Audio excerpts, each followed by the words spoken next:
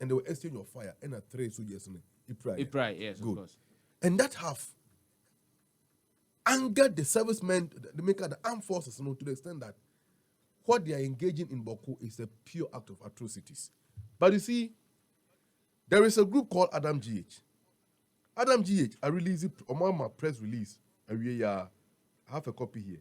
And according to Adam GH, on my list, 1, 2, 3, 1, 2, 1, 2, 3. Okay, this guy is not a true account. Almost account details. And they have alleged that they belong to the Mamprose side of the divide. And if that is true, checks the band, the military high command, deploy some microphone area. Number 1, Yambo Raymond. The service number in the armed forces 233505 ABF. That's number 1.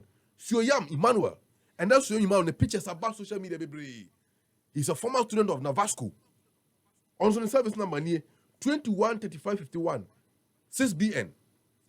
And Jibril Nabila 212165 6BN. And these guys have been identified as Mamprose boys. Who identified them as Mamprose boys? Also, this is Adam's GH check, or this almost some of these are almost fast check. And in fact, we get information from the grounds. But as to whether those information are true or false, the military high command can confirm that. So, what checks were made before these people were deployed to the area? And as at Minewo Kasei, the military are on rampage, beating people left, right, center, burning houses, and shooting animals, including a 9-year-old boy.